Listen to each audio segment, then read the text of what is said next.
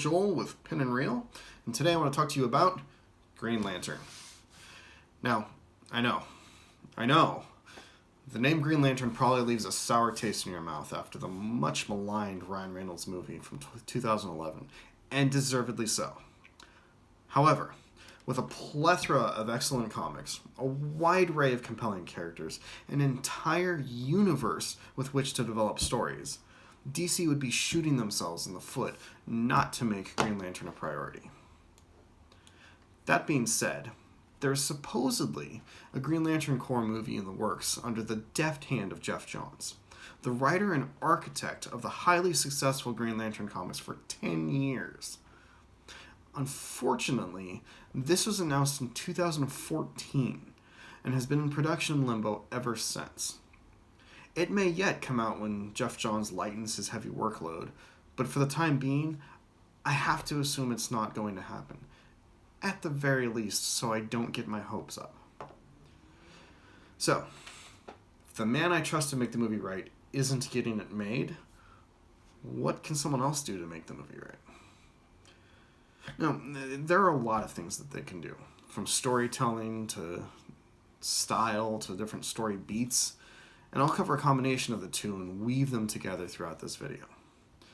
I'll try to restrain myself from laying out a full story, but I am a writer and I can kind of get away from myself when it comes to storytelling. So, the main thing that we have to keep in mind is that this is a universe here. Sure, the DC movies can build around the Justice League. Check out my video on how to rebuild the DCEU for my thoughts on that. But that will most likely take place on Earth, or at least the vast majority of it will.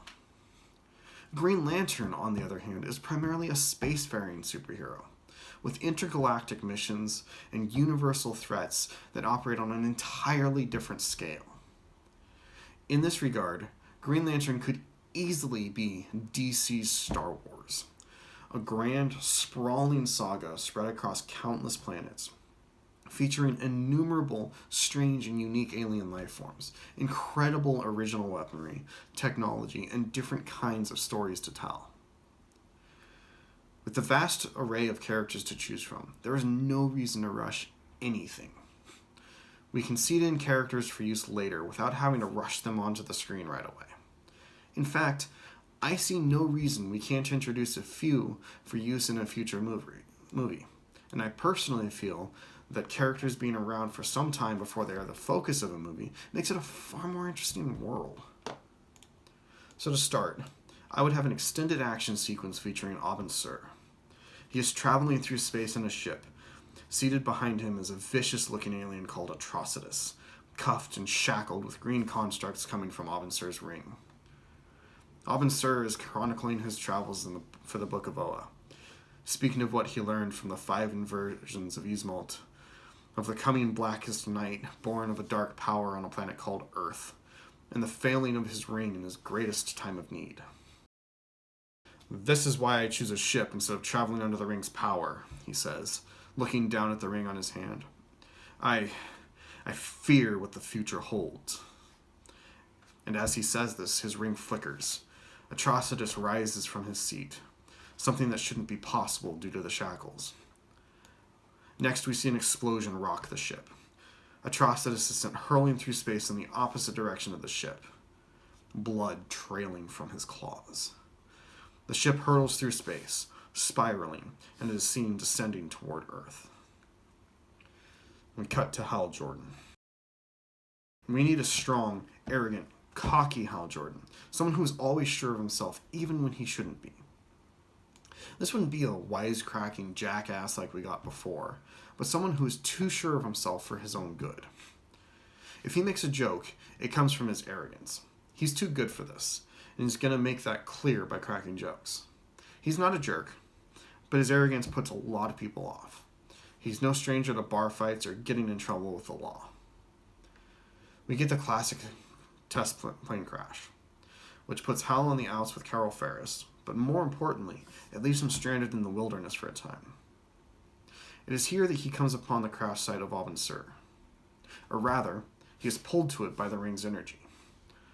Abin tells Abin Sur tells Hal that he must become a Green Lantern and warn Oa of the Blackest Night, but dies before he can say anything more. From here, we get a portion of the movie that takes place on Earth.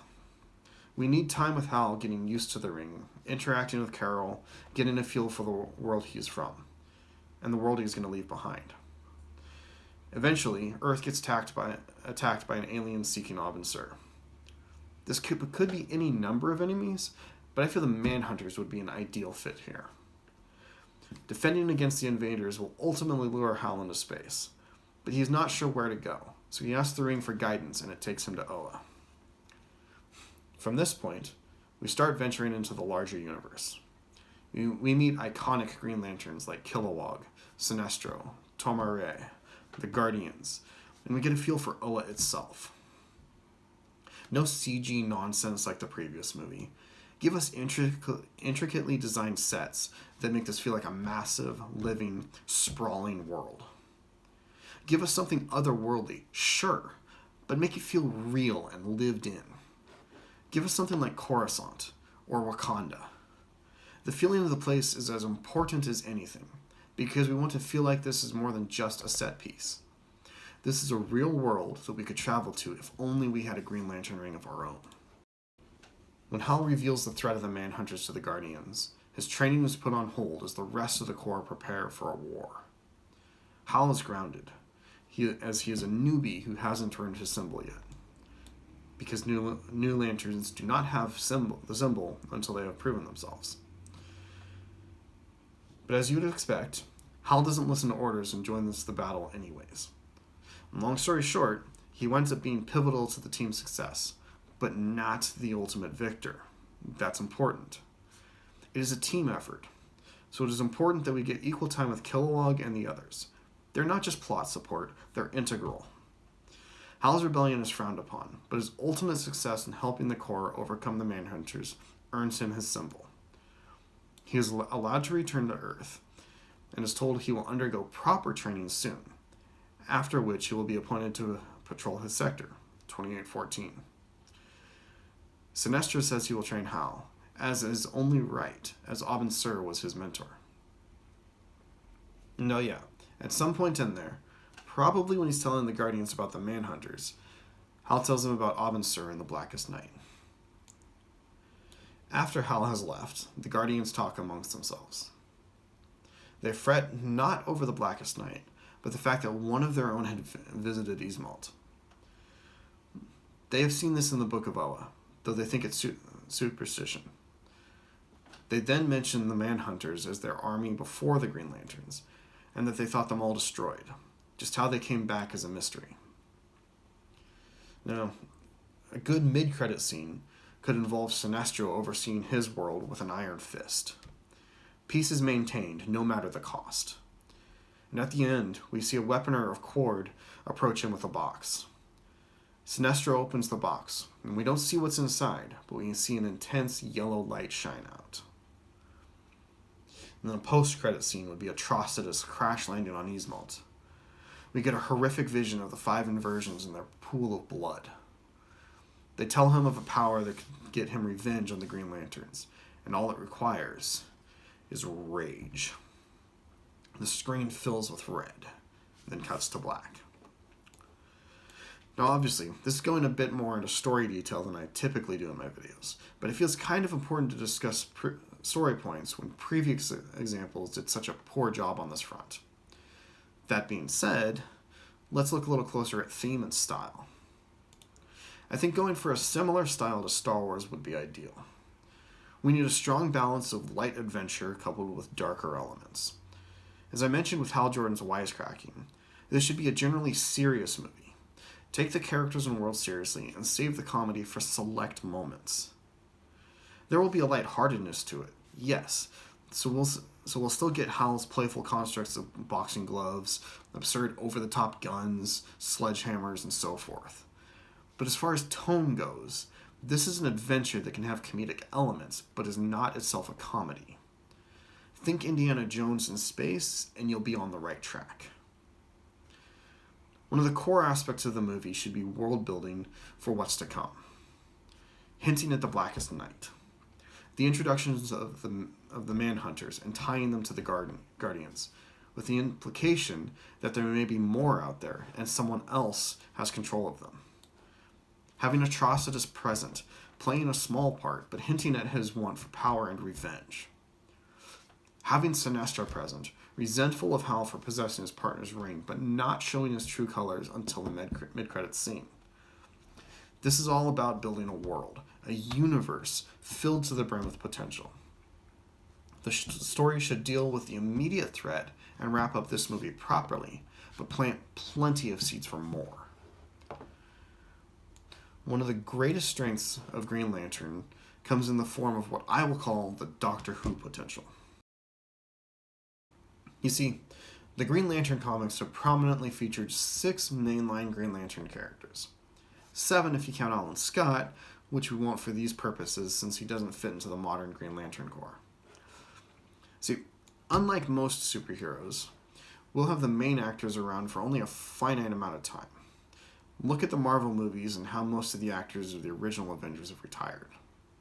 But with Green Lantern, we have Hal Jordan, Kyle Rayner, Jon Stewart, Guy Gardner, Jessica Cruz, and Simon Baz. While I would prefer to have many or all of them overlap, the studios could reasonably plan a series of movies for each character, stretching the same world out into a couple dozen movies or more, not counting crossovers, without having to replace an actor or explain the character's absence. There can always be someone new to wield the ring, leaving unlimited potential to develop more, and the tone and direction of the movies can shift accordingly. For instance, Jon Stewart was a sniper, so featuring him during the Blackest Night or Sinestro Corps Wars storylines could play nicely into a more military-like film, shifting away from Hal Jordan's adventure stories. Guy Gardner is a jock, so his stories could be more straightforward action. We could use Simon Baz or Kyle Rayner to show more Green Lantern stories on Earth. Give us something a little more grounded that would allow us to explore some Earth-based villains like Hector Hammond. This would be a great way of developing the movies around the characters, keeping the movies from growing stale, while managing to maintain the same continuity across decades or more. And that's not even getting into the potential of bringing in other spacefaring characters via this route. Adam Strange, Mr. Miracle, the Omega Men, Orion, and more could all be reasonably introduced in a Green Lantern movie, and then go on to their own movies.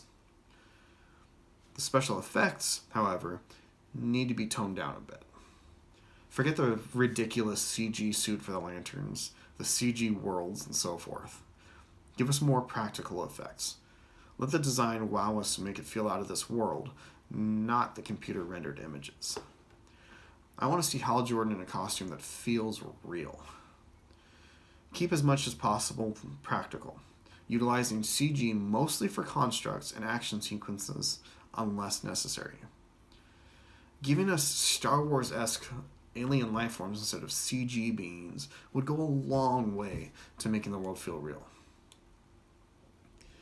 Of all the characters and franchises WB has to work with, I believe Green Lantern has the greatest potential for developing a strong universe rife with storytelling potential. And beyond storytelling, this would be excellent for their bottom line, so it seems like a no-brainer to me. With careful, deliberate development that respects the source material, I truly believe Green Lantern could be the next big thing, even to the point of dethroning Marvel, difficult as that may seem. That's right, I said it. DC could beat out Marvel and take the blockbuster throne if they do this correctly. The future is bright. The future is green. But what do you think? What do they need to be careful of when developing a Green Lantern movie? What story elements do you want to see, and what do you want left out? I know there is a lot of controversy among Green Lantern fans concerning the emotional spectrum, but from a marketability standpoint, this would be a strong selling point. So, that being said, do you think that's enough to make it okay to include it if it means we get good Green Lantern movies? What do you think needs to be done in order to make a series of Green Lantern movies exciting and make the character a household name like Superman or Iron Man? Let me know down in the comments. I'm curious to hear what you think. And until next time, this is Uncle Joel saying, stay tangible.